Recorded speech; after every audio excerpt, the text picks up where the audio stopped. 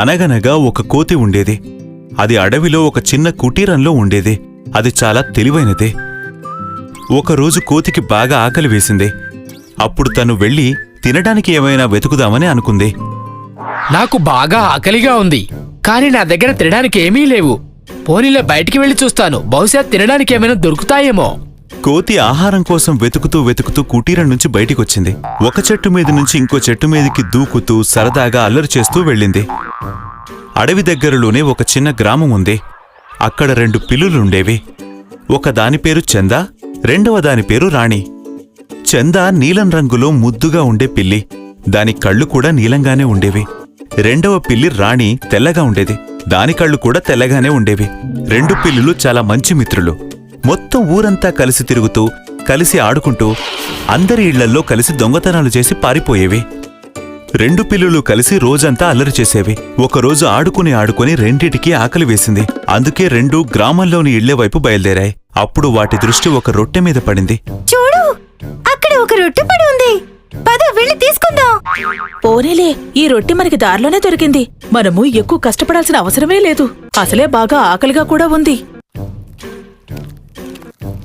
కోతి దృష్టి కూడా ఆ పిల్లుల మీదే ఉంది.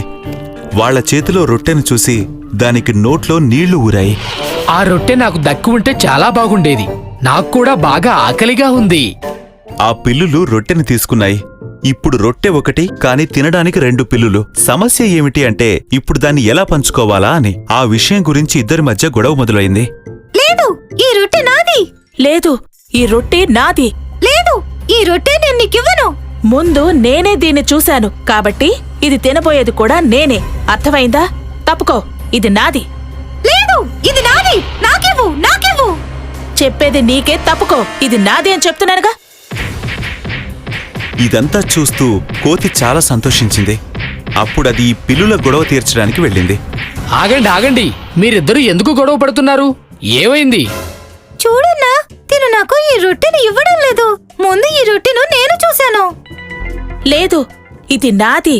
నేనే ఇది ముందు చూశాను. సరే సరే ఆగండి, నా దగ్గర ఒక ఉపాయం ఉంది. నేను మీ రొట్టెని 2 ముక్కలుగా చేసి ఇద్దరికి సమానంగా పంచుతాను. అలా చేయడం చాలా మంచిది. నువ్వు వీటిని సమానంగా 2 ముక్కలుగా చెయ్యి. అలా చేయటమే మంచిది. దీంతో ఎవ్వరికీ ఎక్కువగా దక్కదు. ఈ విధంగా కోతి తెలివిగా ఆ 2 పిల్లుల్ని ఒప్పించి ఆ రొట్టెని 2 ముక్కలు చేసింది. ఇదేంటి, ఒక ముక్క పెద్దదయ్యింది కదా, ఇంకొకటి చిన్నది. పెద్దగా ఉన్నదైతే నేనే తింటాను. లేదు, పెద్దది నేనే తింటాను. తనకి చిన్నదిచ్చేయి. చూడండి, మీరిద్దరు గొడవ పడకండి. దీనికి కూడా నా దగ్గర ఒక పరిష్కారం ఉంది.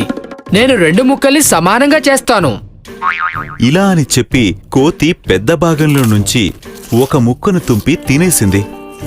2 పిల్లులు చాలా సంతోషించాయి, ఇక వాటికి తినడానికి సమానంగా దొరుకుతుంది అని. కాని కోతి తిన్న తర్వాత ఆ ముక్క చిన్నదైపోయింది, రెండవది పెద్దదయ్యింది. కోతి మళ్లీ దాన్ని సమానం చేయడానికి 2వ భాగంలో ఒక ముక్క తుంపి దాన్ని తినేసింది. అప్పుడు కూడా 2 భాగాలు సమానమవ్వలేదు. అది అలానే కొనసాగుతూ పోయింది. కోతి 2 భాగాలని సమానం చేయాలనే గోలలో మొత్తం రొట్టె తినేసింది. ఇదేంటి, నువ్వు మా రొట్టె మొత్తం తినేసావా? నువ్వు మమ్మల్ని మోసం చేశావు. మేము నిన్ను ఊరికే వదిలిపెట్టాం. అర్థమైందా కోతి? ఉండు, ఎక్కడికి పారిపోతున్నావు? ఆగు, ఆగు. పిల్లులు ఆ కోతిని పట్టుకోవడానికి తన వెంట పడ్డాయి. ఈలోగా కోతి అక్కడి నుంచి పారిపోయింది. ఒక చెట్టు మీద నుంచి ఇంకో చెట్టు మీదికి, రెండో చెట్టు మీద నుంచి మూడో చెట్టు మీదికి దూకుతూ కోతి త్వరగా అడవిలోకి చాలా దూరం వెళ్ళిపోయింది. దీనికంటే మనమే దాన్ని 2 ముక్కలుగా చేసుకునుంటే బాగుండేది. అవును, మనలో ఒకరికి కొంచెం పెద్ద ముక్క దొరుకుంటే మాత్రం ఏమయ్యుండేది? కనీసం మనం రొట్టెైనా తినగలిగే వాళ్ళం కదా. ఈ కథ నుంచి మనకు తెలిసిన నీతి ఏమిటి అంటే, 2 వ్యక్తుల గొడవలో ఎప్పుడూ 3వ వ్యక్తే లాభం పొందుతాడు. అందుకే మన మిత్రులతో గొడవలు మనమే పరిష్కరించుకోవడం మంచిది.